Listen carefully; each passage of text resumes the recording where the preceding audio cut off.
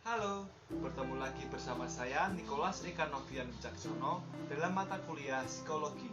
Pada kesempatan kali ini, saya akan menjelaskan mengenai psikologi pendidikan. Selamat mendengarkan. Psikologi adalah ilmu yang mengkaji manusia dari sudut karakteristik dan perilaku manusia. Psikologi berasal dari bahasa Yunani, psyche, yang berarti jiwa, roh, atau sukma. Sedangkan logi atau logos berarti ilmu atau ilmu pengetahuan. Jadi, psikologi berarti ilmu tentang jiwa atau ilmu yang mempelajari tentang karakteristik dan gejala yang dialami oleh jiwa manusia.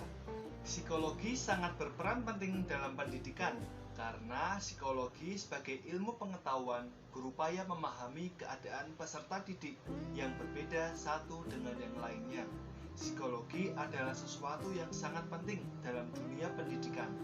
Ini menjadi hal yang sangat esensial karena dalam menyambut era dewasa ini, pendidikan sangat berperan dalam memajukan dan menentukan kemajuan suatu bangsa. Penyertaan pendidikan dalam usaha pembangunan di berbagai bidang jelas diperlukan. Stimulasi dan penyertaan upaya pendidikan pada masyarakat yang sedang membangun karakter bangsa ternyata membuka hasil yang memuaskan di dalam mengatasi persoalan-persoalan, baik itu persoalan di bidang politik, sosial, ekonomi, atau budaya.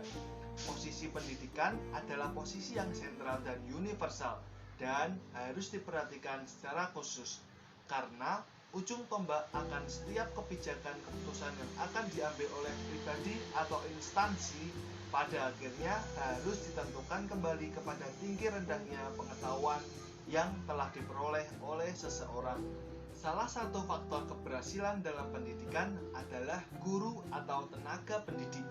Oleh karena itu, para guru perlu memiliki pengetahuan dan pengalaman yang luas dan lengkap yang dapat dijadikan sebagai metode dan sarana dalam menjalankan tugasnya sebagai pengajar.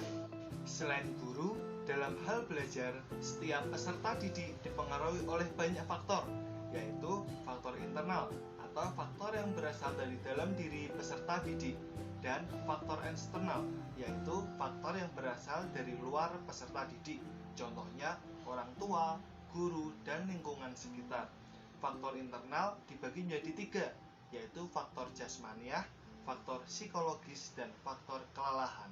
Di dalam faktor psikologis, sekurang-kurangnya ada 7 faktor yang mempengaruhi belajar, antara lain intelijensi, perhatian, minat, bakat, motif, kematangan, dan kesiapan.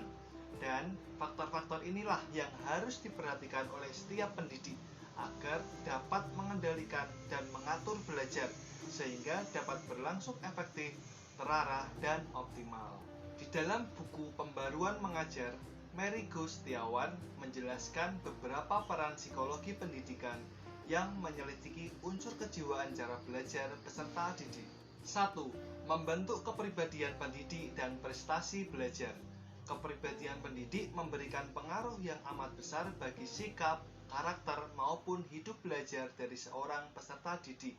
Sehingga seorang pendidik sebelum mengajar, maka ia perlu mengetahui kepribadiannya sendiri.